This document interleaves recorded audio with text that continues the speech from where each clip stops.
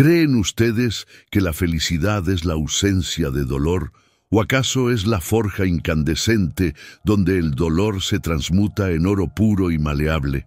Deténganse un instante, observen sus cicatrices más profundas, aquellas que habitan no solo en la piel, sino en el tejido mismo del alma, y conciban la posibilidad de que no son marcas de derrota o recordatorios punzantes de la fragilidad, sino mapas estelares codificados que dibujan el camino hacia un poder que jamás supieron poseer. La vida, con su naturaleza dual, implacable y misericordiosa, les ha quebrado en algún momento. Y si esa fisura, esa dolorosa y persistente grieta en la estructura de su ser, no fuera la señal de un colapso inminente, sino el único conducto, la entrada necesaria e inevitable para que la luz incorruptible de su verdadera esencia pueda por fin irrigar los espacios oscuros de su conciencia. Estamos aquí, justo en este instante suspendido entre el pasado que ata y el futuro que seduce, en el umbral de una alquimia tan antigua como el primer aliento filosófico, una transmutación que trasciende la mera gestión emocional para convertirse en el dominio de la maestría interna. Esta jornada no exige de ustedes que nieguen la existencia lacerante del sufrimiento, ni que lo maquillen con falsas sonrisas de optimismo tóxico. Por el contrario, requiere el valor diametral de mirarlo de frente, de aceptarlo radicalmente en su totalidad brutal y despojada, para desmantelar su tiranía psicológica y emocional. La sabiduría silenciosa que emana de los antiguos templos del conocimiento, aquellos que se alzaron en las faldas de montañas milenarias, nos susurra que el poder más auténtico, el que permite que uno se mantenga firme ante el embate del caos universal, no reside en la invulnerabilidad artificial, sino precisamente en la capacidad adquirida a pulso y disciplina de amar, comprender y transformar aquello que nos ha devastado o nos ha sido legado como carga insoportable. Esta es, en esencia, la expedición hacia el despertar de su propia maestría, utilizando el carbón inerte y denso del dolor experimentado o heredado para encender, mediante la concentración ininterrumpida, el diamante pulido e imperecedero de su más elevada conciencia. A medida que profundicemos en las cámaras secretas de esta verdad, comprenderán que el verdadero templo Zen, el espacio sagrado de la quietud y la revelación, no está construido con madera de cedro ni con piedra de río, sino con el silencio quirúrgico y profundo que se anida y prolifera en el intersticio entre un latido del corazón y el pensamiento que le sucede, entre la inhalación completa y la exhalación liberadora. Descubrirán que el cuenco tibetano, que utilizaremos como herramienta de resonancia, no vibrará meramente para calmar superficialmente sus nervios agitados, sino para producir una onda sonora que es capaz de romper las estructuras ilusorias, las narrativas autoimpuestas y los apegos emocionales que les atan, manteniéndoles prisioneros de una realidad pasada y caduca. Prepárense mental, corporal y espiritualmente para despojarse de la narrativa cómoda pero limitante de ser eternas víctimas de las circunstancias y para reclamar su cetro como artífices, soberanos y alquimistas de su propio e indomable destino. Antes de que nos permitamos iniciar esta inmersión profunda en las aguas de la conciencia, un proceso que exige de su parte una valentía y un compromiso absoluto y total con la verdad, les exijo que sellen de manera ritualística este pacto inquebrantable de búsqueda y transformación. Demanden la energía a este mensaje, indicando su afinidad. Suscríbanse de inmediato al camino arduo pero glorioso de la verdad que se revela, y en el crisol ardiente y público de los comentarios que se abren bajo este texto, graben de forma perentoria, clara y con toda la fuerza de su intención las palabras inmutables. Yo busco la verdad. Que este decreto triple sea la llave que abra la puerta de entrada a la comprensión de lo incomprensible. El primer encuentro en el camino de la autotrascendencia no es con una deidad o un maestro externo, sino con el escéptico que reside en el corazón de cada uno. Aquella voz fría y calculada que se burla de la posibilidad de la metamorfosis genuina y que se alimenta de la densidad del sufrimiento crónico. Este escéptico interno, que a menudo se proyecta hacia afuera adoptando la forma de un amigo o familiar crítico, no es meramente una actitud de duda, sino la manifestación psíquica de nuestra resistencia más antigua al cambio. Es la sombra del ego que se aferra a la familiaridad del dolor porque lo considera una forma de identidad probada y segura. Indagar en la naturaleza del sufrimiento, dukkha, en la terminología budista, requiere un compromiso feroz con la honestidad brutal. Debemos dejar de percibir el dolor como un error cósmico o un castigo injusto y empezar a verlo como una señal termodinámica que indica dónde la energía psíquica está estancada, dónde la percepción ha quedado cristalizada y dónde la identidad se ha fusionado erróneamente con la herida. Nuestra civilización contemporánea, basada en el hedonismo evasivo y la gratificación instantánea, nos ha enseñado con fervor que cualquier sensación desagradable debe ser suprimida, mitigada o, idealmente, eliminada de inmediato, como si el malestar fuera un fallo de diseño que podemos parchar con distracciones de bajo coste energético. Es esta evasión sistemática, esta negación profunda del tejido rugoso de la existencia, lo que consolida el poder del escéptico.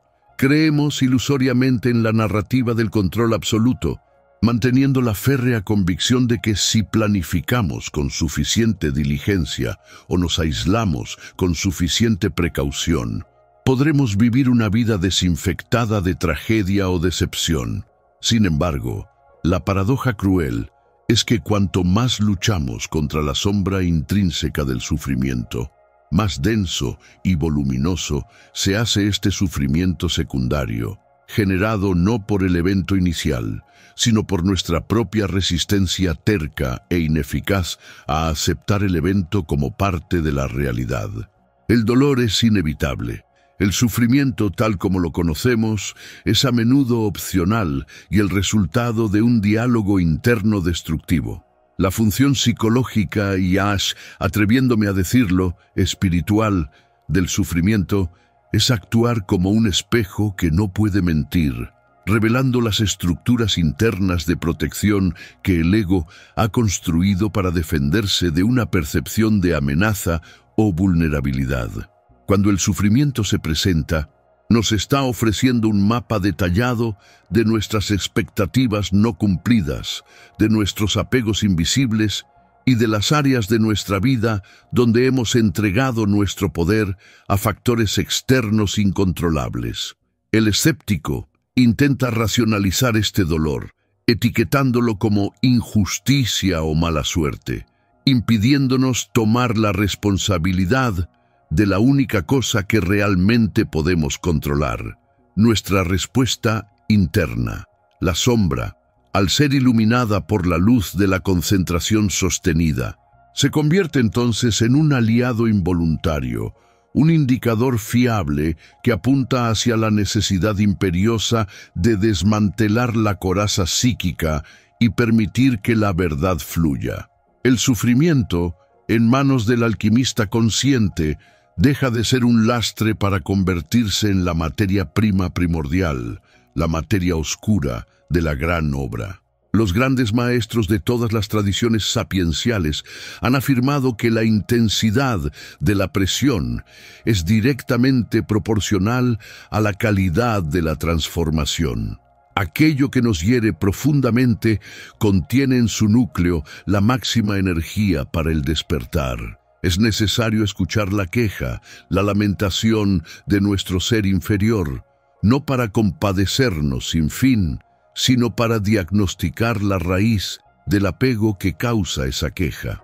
El dolor opera como un cincel divino que golpea el mármol bruto de nuestra ignorancia, obligándonos a abandonar las viejas formas que ya no nos sirven y a confrontar la vacuidad de las promesas del mundo fenoménico, redirigiendo nuestra atención hacia la única fuente inagotable de plenitud, el centro inmóvil dentro de nosotros mismos. Por lo tanto, el reto iniciático que se les presenta es confrontar a ese escéptico que murmura dentro de la mente. Pregúntenle con serenidad y firmeza: ¿a qué te aferras exactamente, escéptico? ¿Qué beneficio obtienes al perpetuar esta narrativa de dolor? ¿Y qué crees que sucedería si, por un instante fugaz, permitieras que la grieta se abriera por completo, sin resistencia, y dejaras que esa luz que tanto temes inundara la totalidad de tu paisaje interior? Solo al aceptar la existencia integral de la sombra, podremos empezar a ver que el sufrimiento, paradójicamente, no es el enemigo de la luz, sino la capa opaca que, al ser raspada, magnifica el brillo de la conciencia que yace debajo. La luz no entra a pesar de la grieta, entra a causa de ella. Todo buscador de la verdad es, inicialmente, el heredero del dolor, un depositario involuntario de las heridas no sanadas de sus ancestros, de las expectativas fallidas de su entorno y de la acumulación de sus propios errores no perdonados. El heredero del dolor no es meramente un individuo que sufre, sino un nodo energético en una vasta red de sufrimiento transgeneracional, un alma que lleva en su equipaje psíquico el eco de antiguas tragedias y la repetición de patrones disfuncionales que se perpetúan por inercia inconsciente. La tarea del heredero es reconocer esta herencia sin culparse ni culpar, sino con la conciencia de que la línea de dolor debe terminar precisamente en él, transformando la carga en legado de sabiduría. Para emprender esta labor de desmantelamiento de la herencia dolorosa, el heredero debe buscar un espacio de quietud absoluta, el templo Zen. Este templo, en su concepción física y arquitectónica, líneas limpias, vacío intencional, ausencia de ornamentos superfluos, es una metáfora tangible de la mente despojada y simplificada. La arquitectura del templo Zen nos enseña que el camino hacia la liberación se encuentra en la eliminación progresiva de todo lo accesorio y lo redundante. Es un espacio diseñado para confrontar la mente que está acostumbrada al ruido, a la distracción y al movimiento perpetuo, obligándola a reflejar en su propia estructura la serenidad y la economía de la forma. Es un laboratorio de la atención, donde la única actividad permitida es la observación sin juicio. La paradoja central a la que se enfrenta el heredero es la siguiente. Aunque la carga de la herencia dolorosa proviene inequívocamente del pasado, historias de la infancia, traumas familiares, condicionamientos culturales, el único lugar, el único momento en la vasta extensión del tiempo-espacio donde esa carga puede ser efectivamente liberada y disuelta es en el instante eterno del presente. El templo Zen nos obliga a sentarnos físicamente en el cojín de meditación, Zafu, anclando el cuerpo a la tierra en el aquí y ahora de manera innegociable. Al hacerlo, creamos un divorcio temporal pero crucial entre la conciencia que observa y la mente que incesantemente repite los guiones y las penas del pasado. La disciplina de la postura, la columna vertebral recta como el tronco de un árbol que mira hacia el cielo y el enraizamiento firme en el cojín de meditación, no es un mero formalismo cultural, es una técnica alquímica poderosa. La inmovilidad física forzosa que impone la meditación Zen es la llave que abre las compuertas de la inmovilidad psíquica. Cuando el cuerpo permanece quieto en contra de su impulso habitual de reaccionar o moverse, la mente, por una ley de compensación energética, comienza a agitarse violentamente.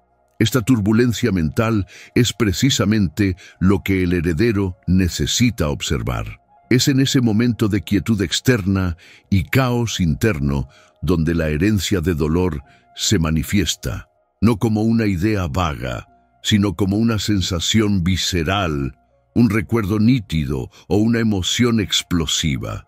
Por lo tanto, el templo Zen no debe ser malinterpretado como un refugio cómodo, un lugar para esconderse de las vicisitudes del mundo.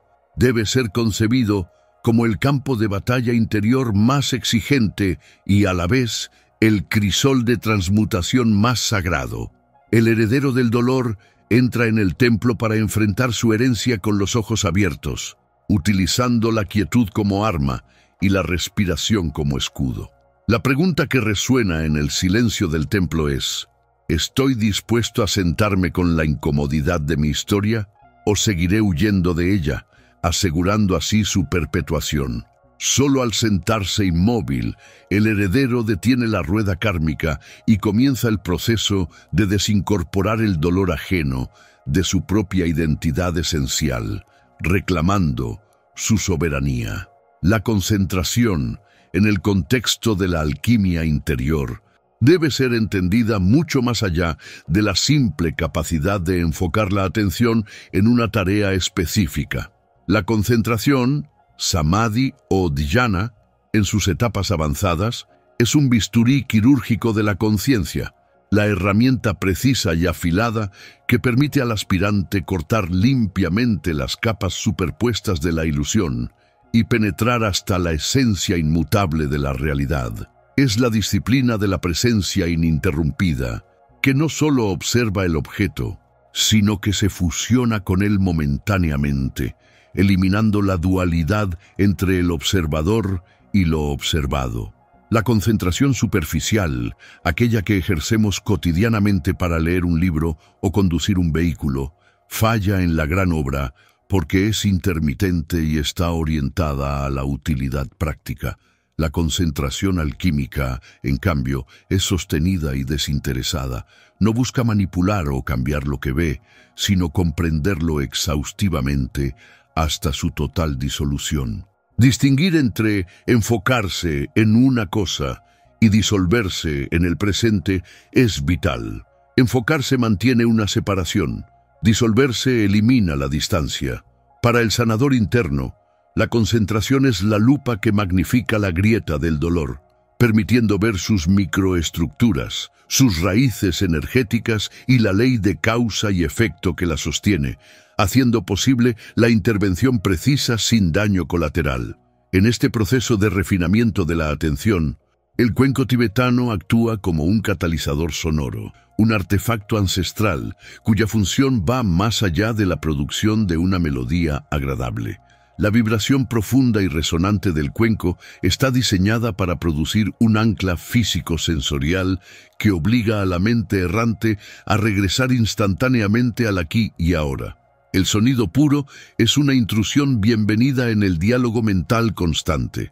Es un recordatorio autoritario de que la realidad se encuentra en la percepción sensorial directa, no en la interpretación discursiva de esa percepción.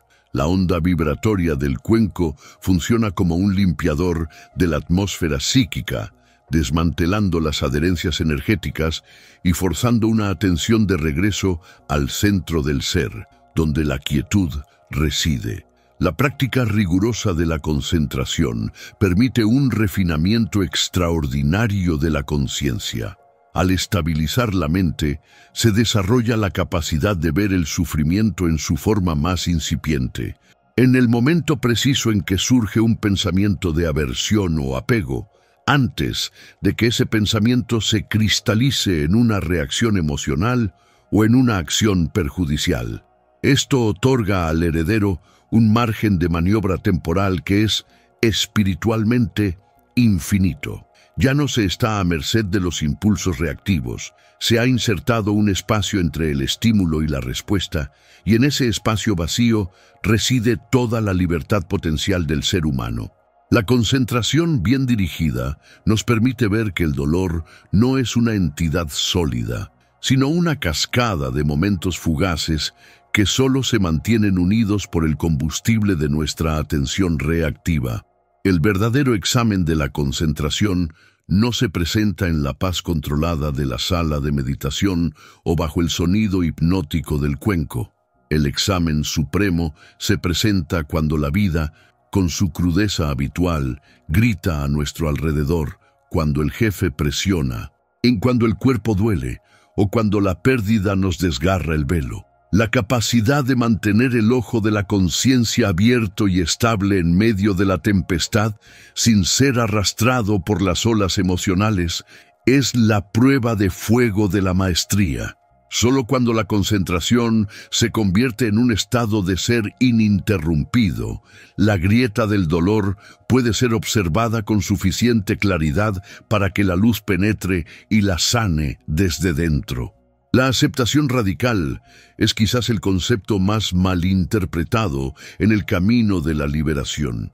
No es una renuncia pasiva a la posibilidad de mejora. No es la resignación ante la injusticia o la inacción frente al mal. La aceptación radical es el acto supremo de coraje ontológico. Es la rendición total, consciente e incondicional a lo que es en este preciso instante, sin intentar manipular, negociar o desear que la realidad presente sea diferente. Es la cesación absoluta de la resistencia interna a los hechos innegables de la existencia. Es, espiritualmente hablando, la puerta inversa hacia la transformación, pues solo lo que es completamente aceptado puede ser verdaderamente trascendido. Para comprender la magnitud de esta rendición, imaginemos el paisaje de las montañas nevadas, un entorno majestuoso, sí, pero intrínsecamente duro, despiadado y unívoco en sus leyes. La montaña no negocia con el escalador. El frío no pregunta si es conveniente penetrar el hueso. Las montañas nevadas representan la realidad desnuda, aquella que opera con una indiferencia sublime a nuestros deseos y preferencias. La única forma de sobrevivir y, eventualmente, de conquistar esa realidad no es luchando contra la nieve o el hielo, sino aceptando totalmente sus condiciones, adaptándose a su naturaleza inmutable. La aceptación radical nos exige la misma humildad y astucia. Debemos dejar de gastar energía preciosa luchando contra la existencia de la nieve para poder usar esa energía en construir el refugio o encontrar el camino. La negativa a aceptar la realidad, el deseo constante de que el pasado no hubiera ocurrido o que el presente fuera distinto, es la fuente primaria del sufrimiento secundario, una verdad dolorosa de diagnosticar. Cuando nos decimos internamente, esto no debería estar pasando, no solo negamos el evento, sino que creamos una cascada de emociones negativas, ira, frustración, ansiedad, que son enteramente autogeneradas.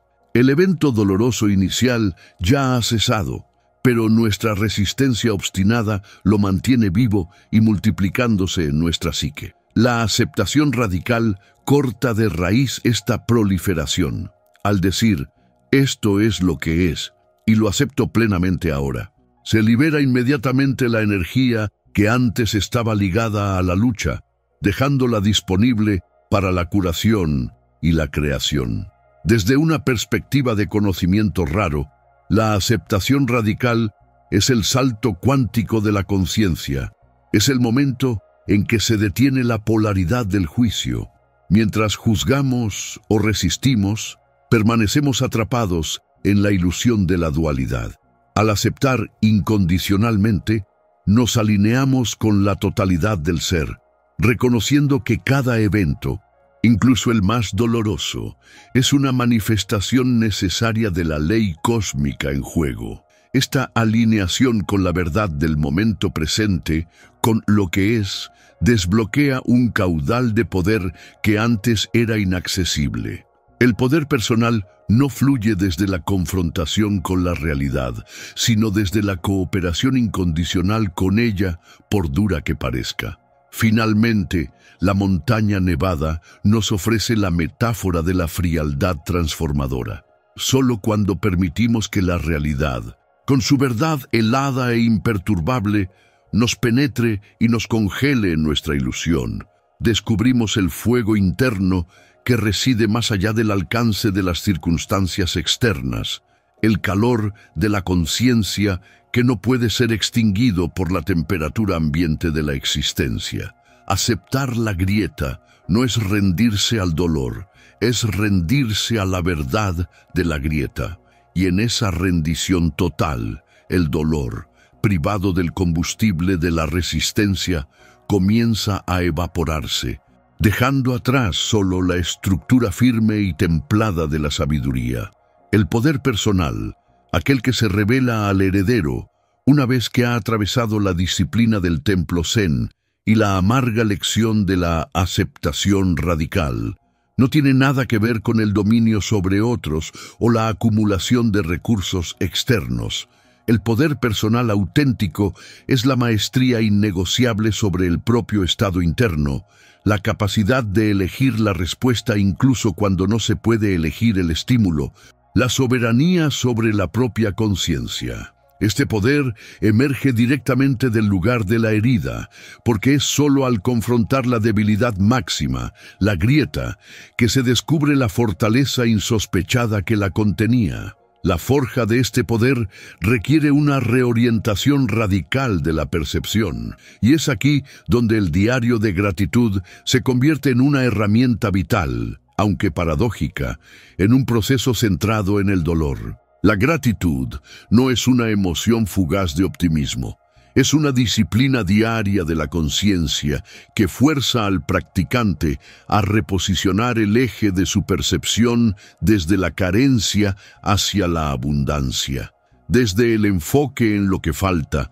o duele hacia el reconocimiento de lo que se sostiene y funciona. El diario de gratitud obliga a la mente, que por defecto está programada para la supervivencia y la detección de amenazas, el dolor, a buscar activamente la evidencia de la bondad, la resiliencia y el apoyo cósmico. Cuando el heredero del dolor se sienta con el diario después de una sesión de meditación profunda, está realizando un acto de contabilidad espiritual. El objetivo es simple, pero sus implicaciones son cósmicas. Forzar la mente a reconocer la infraestructura invisible que ha permitido que la vida continúe, incluso a través del sufrimiento más atroz. Al escribir 3, 5 o 10 cosas por las que se está genuinamente agradecido, la conciencia abandona la densidad de la victimización y se eleva a la frecuencia de la cocreación. Es un recordatorio tangible de que la grieta, aunque dolorosa, jamás ha colapsado por completo la estructura, y que la vida, en su misterio, siempre ha provisto de lo necesario para la siguiente respiración. La confrontación con la grieta revela la materia de la resiliencia, el tejido psíquico que no puede ser destruido. Al aceptar que el dolor fue necesario para desmantelar viejas ilusiones, la gratitud surge no por el dolor en sí, sino por el resultado de la lección que trajo. El diario de gratitud es el registro de este tránsito, la evidencia documentada de que el poder real se mide por la capacidad de mantenerse entero y agradecido no antes de la tormenta, sino mientras se está en medio de ella o después de haber emergido de las ruinas. Se abandona la mentalidad de escasez, lo que el dolor me quitó, para abrazar la mentalidad de abundancia, lo que el dolor me enseñó y me obligó a construir.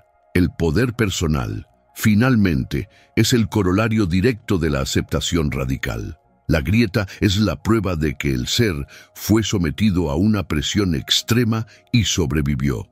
La luz que entra por esa fisura no es una luz que ciega, sino una luz que ilumina la propia fortaleza interna, revelando que el yo no es frágil, sino fundido a prueba de fuego. El diario de gratitud sella este conocimiento, transformando la narración de la herida en la narrativa del héroe.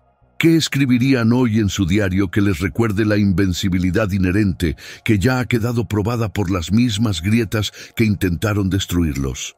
Permítanse cerrar los ojos por un instante. Inhalen profundamente.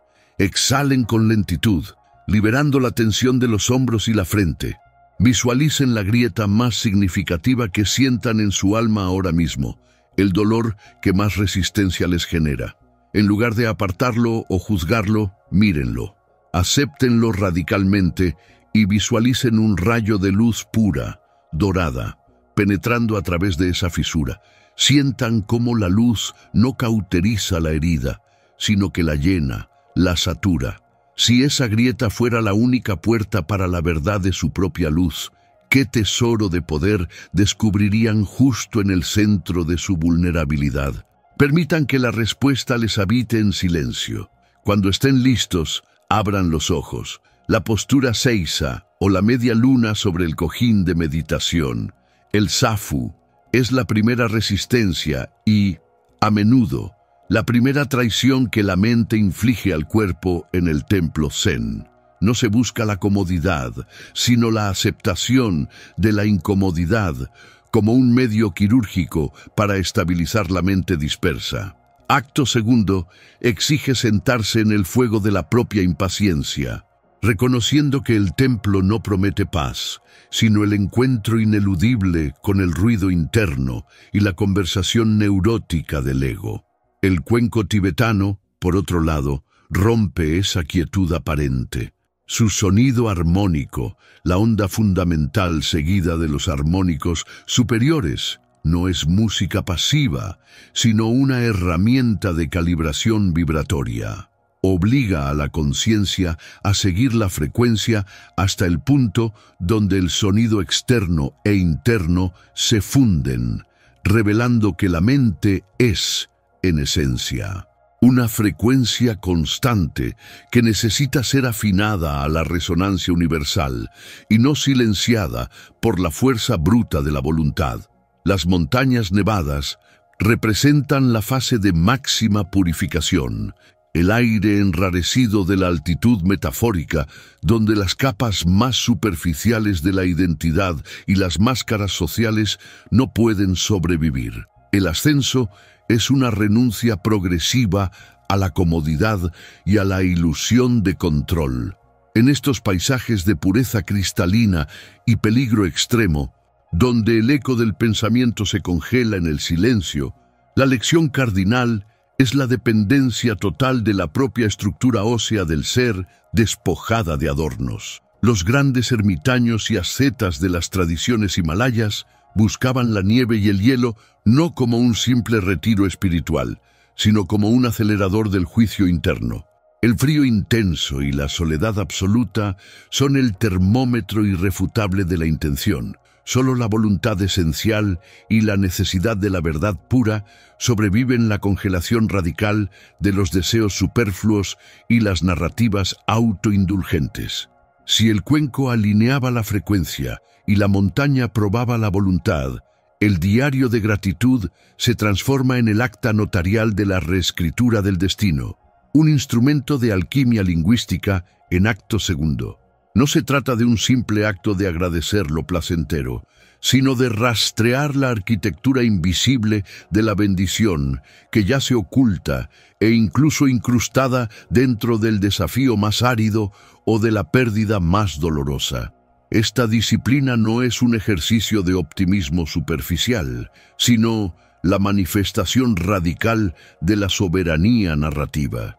La mente es entrenada para buscar la ganancia oculta, el conocimiento adquirido y la fortaleza forjada, incluso en la bancarrota emocional o material. El verdadero poder del diario reside en forzar a la conciencia a trascender la causalidad lineal del victimismo para reconocer la autoría de la experiencia, aceptando que el guionista de la propia vida, incluso en sus tragedias, somos nosotros mismos en una dimensión superior de aprendizaje y conciencia. Y aquí llegamos al punto más delicado de acto segundo, el abismo paradójico que pocos buscan cruzar, pues desmantela la premisa central del viaje mismo.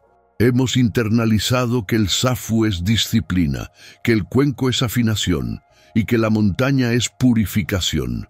Pero, ¿y si todo este andamiaje, toda esta parafernalia ascética, fuese la trampa más sublime y sofisticada del ego?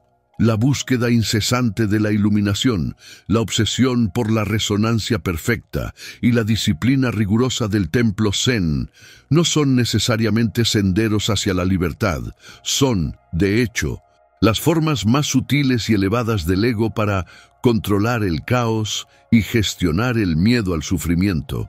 El ego disfrazado de buscador espiritual crea rituales y artefactos, incluyendo el mismo diario de gratitud, para cimentar una nueva identidad superior e inatacable. El solo punto de inflexión que debe sacudir los cimientos de su comprensión no es que deban seguir ascendiendo, sino que en el instante preciso de la cumbre, deben comprender que el verdadero maestro no es el que encuentra la paz, sino el que abandona la necesidad de buscarla. La liberación no se encuentra en la cima conquistada, sino en la rendición total al valle. La verdadera maestría reside en este acto de disolución y síntesis, en la madurez de descartar las herramientas una vez que el ser ha aprendido a convertirse en la función que ellas cumplían. El diario ya no se escribe, porque cada instante es una nota de gratitud incorporada y respirada. El cuenco ya no necesita ser tocado porque la propia voz y el silencio del corazón se han transmutado en el vibrato esencial del universo. El templo ya no es un destino, porque el cuerpo se ha erigido como el santuario perfecto e irremovible. Esto es el Wu Wei, la acción sin esfuerzo, el núcleo de la sabiduría taoísta aplicado a la disciplina Zen. No se trata de no hacer nada, sino de actuar desde un lugar de alineación tan profundo y esencial que la idea misma de esfuerzo o de lucha contra el camino desaparece. El acto segundo se completa no cuando se conquista el desafío, sino cuando se comprende que el desafío y el conquistador son una misma niebla disipándose en la luz de la mañana. Y solo entonces el camino del ascenso se convierte en el camino del fluir. Reflexionen sobre su práctica más sagrada o su disciplina espiritual más arraigada, ese ritual que les da identidad, ya sea la hora fija de meditación en el zafu, la dieta estricta o la lectura mística devocional. Cierren los ojos. Permítanse ver ese objeto o ese hábito como una muleta de apoyo que les impide caer. Ahora, en el espacio seguro de su imaginación, suéltenlo, sin el ritual, sin el artefacto, sin la cumbre prometida, sin el miedo a la imperfección. ¿Quién queda? Esa versión de ustedes, despojada de la necesidad de búsqueda y de control, está libre o, por el contrario, profundamente aterrada por la vacuidad revelada. Permitan que la respuesta les resuene, clara y penetrante, como el último sonido del cuenco de bronce. La vacuidad que tanto temen no es el fin del camino, sino la matriz primordial de donde surge la conciencia sin mancha. La síntesis de la alquimia es esta. El desapego del ritual es el ritual más alto. La iluminación no se encuentra en acumular más conocimientos, sino en lo que dejas de ser para poder ver. El esfuerzo no es el precio de la maestría, es la prueba de que aún te resistes al flujo. La liberación total es el momento en que comprendes que tú no eres el buscador, sino la totalidad que siempre estuvo buscando a través de ti. El cuerpo, la mente y el espíritu se disuelven en un solo acorde, y en ese silencio, la voluntad absoluta del universo se manifiesta como tu propia voz.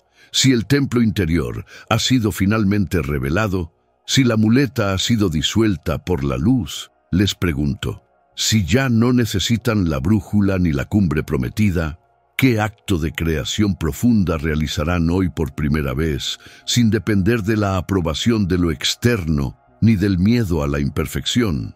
Permitan que esa pregunta sea el inicio de su nueva práctica. Este conocimiento es una llama sagrada que debe extenderse a la humanidad que aún camina en la sombra.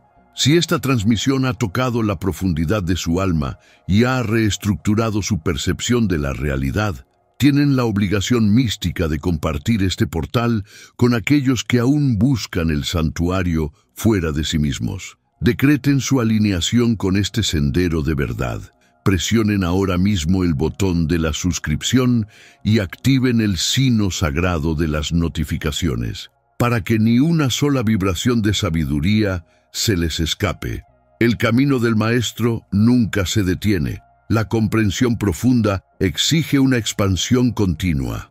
Ahora que han mirado en la estructura del vacío, deben aprender a navegar sus corrientes con maestría. La siguiente etapa de la ascensión les espera y el tiempo de la acción es ahora. Pulsen inmediatamente la imagen que aparece en pantalla, el código de la inmortalidad temporal, y continuemos esta jornada sagrada hacia la expansión absoluta de la conciencia.